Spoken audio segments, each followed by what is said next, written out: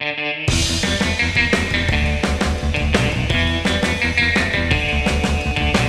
eu sou o Matheus Marcolini e seja muito bem-vindo ao Resumo News, o podcast de notícias do Resumo ETEC.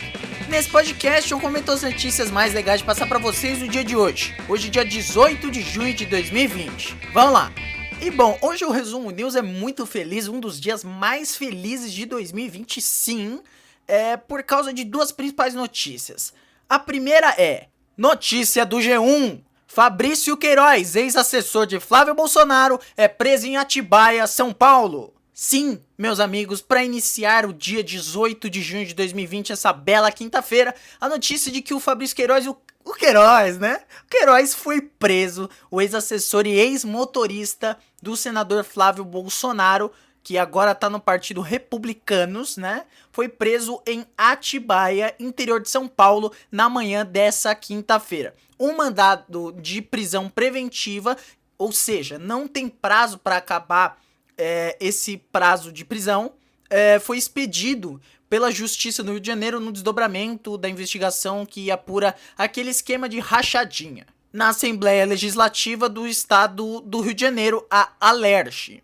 Bom, só para contextualizar em relação a essa investigação, ela começou quando o COAF saiu da pasta da Justiça, né, do então ministro Sérgio Moro, e foi para a pasta da Economia. Aí o COAF começou a investigar o Flávio Bolsonaro no ano passado, filho do presidente, né, por denúncia de corrupção e lavagem de dinheiro no gabinete dele enquanto ele era deputado, sendo mais conhecido pela famosa rachadinha, né, que é quando o deputado emprega funcionários em seu gabinete com o salário superfaturado para lucrar com uma parte dele. Essas investigações chegaram em uma laranja. Quem? Fabrício Queiroz, ex-assessor do Flávio na ALERJ, e segundo o site G1 e o jornal o Estadão, né, segundo o G1 e o Estadão, a promotoria identificou que o Queiroz recebeu 2 milhões de reais por meio de 483 depósitos de dinheiro em espécie, feitos por 13 assessores ligados ao gabinete do filho do presidente.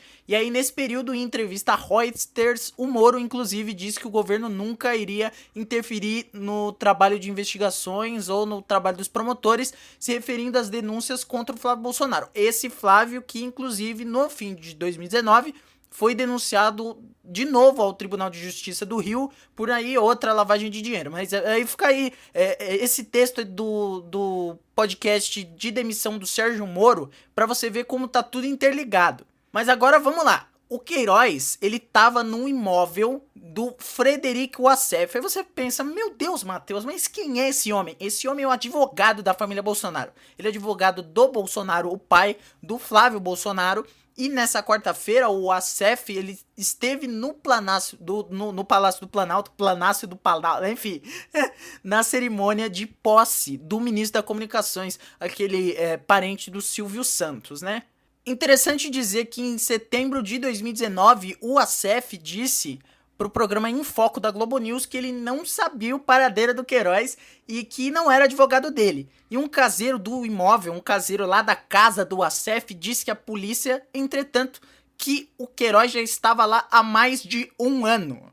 Segundo um delegado que participou da operação, foi preciso arrombar o portão e a porta da casa onde o Queiroz estava. Ele não resistiu e só disse que estava muito doente. Na casa, numa parede lá sobre a lareira, tinha um cartaz do AI-5 e umas action figures, tipo, daquele filme Scarface, né? Enfim, o Brasil é muito bizarro, né?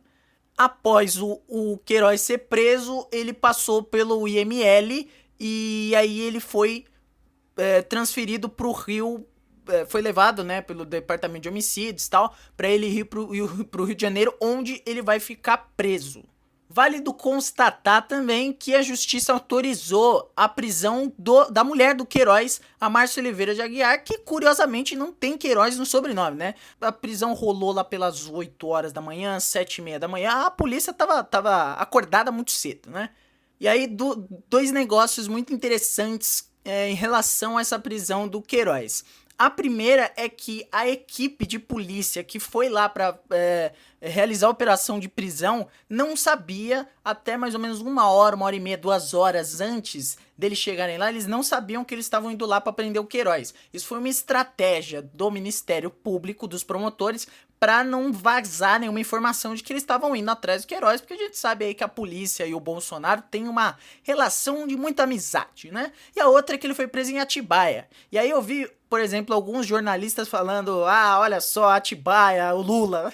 O que o Lula tem a ver, né? Mas, enfim, Atibaia, que foi aonde o Lula tá sendo investigado, ainda tem lá o processo em relação ao sítio, que não sabe se é dele, se não é dele, enfim, mas aí fica a relação, porque o Queiroz, ele foi preso, ele tava com uma camisa vermelha, então fica aí, o Queiroz é comunista, o Queiroz é petista. E a outra notícia também muito feliz desse Resumo News é também do G1. Em vídeo ao lado de Bolsonaro, ministro Abraham Weintraub da Educação anuncia saída do cargo. Eu acho que nesse momento eu e o William Bonner devemos estar assim mais ou menos no mesmo humor. Eu não sei como ele vai apresentar o Jornal Nacional, mas se eu bebesse, tava um champanhe aqui do meu lado, porque eu estou muito feliz. O ministro da Educação, o Abraham Weintraub, ele anunciou nessa quinta-feira que ele vai deixar o cargo. A informação foi dada em um vídeo publicado pelo próprio Weintraub, em que ele aparece do lado do Bolsonaro e tal. Tem até uma imagem muito engraçada dele indo abraçar o Bolsonaro paradinho, não querendo retribuir o abraço, né? Se bem que não era nem pra se abraçar, era pros dois estar de máscara, mas enfim. Nessa quarta, a comentarista do G1 e da Globo News, a Cristiana Lobo, ela informou que o governo pretende indicar o Weintraub para o Banco Mundial em Washington, e o ministro confirmou isso no vídeo. No Banco Mundial, o Brasil lidera um grupo de 9 países e, como maior acionista, ele tem a prerrogativa, né, tem esse bônus aí de poder indicar o diretor da área, vão indicar o Weintraub.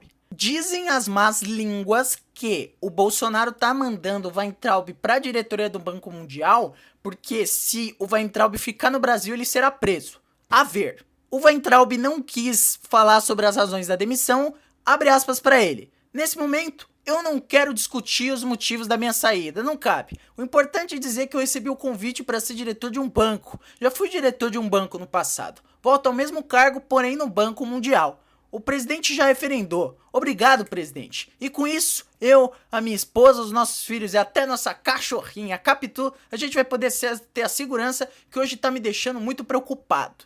Isso ele disse em relação a se mudar para Washington, nos Estados Unidos.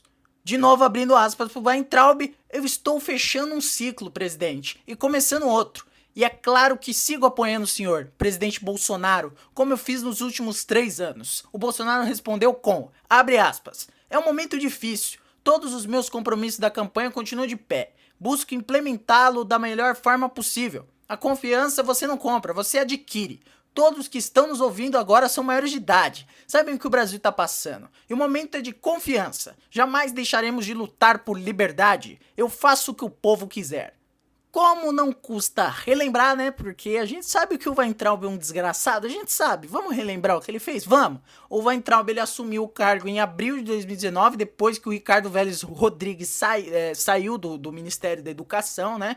E aí, nesse período, ele acumulou desafetos, acumulou disputas políticas com muitos grupos sociais, tipo a comunidade dos judeus, a representação da China no Brasil. Ele falou, inclusive na reunião ministerial, que os ministros do Supremo Tribunal Federal, do STF, eram vagabundos e que tinham que estar todos na cadeia. Ele falou que é contra esse negócio aí de tribos, de indígenas, que eu odeio esse negócio aí de nativos, essas coisas aí, de raça, porque somos todos um só povo, num discurso claramente eugenista. Então, esse perfil, o Resumo News, Matheus Marcolino que vos fala, comemora sim e demais a saída do Weintraub. Aí tem aquele negócio, né? Será que o próximo ministro vai ser melhor que o Weintraub? Eu não sei, realmente eu não espero que seja melhor, mas eu acho que ser pior também é bastante difícil, porque o Weintraub foi sim o pior ministro da educação da história do Brasil. Então, só dele não estar mais atrapalhando já é bom.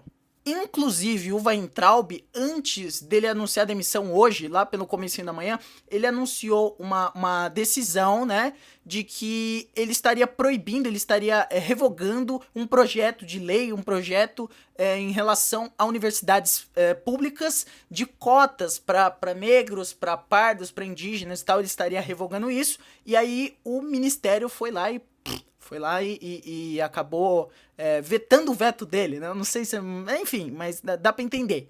E agora ele não é mais o ministro da Educação.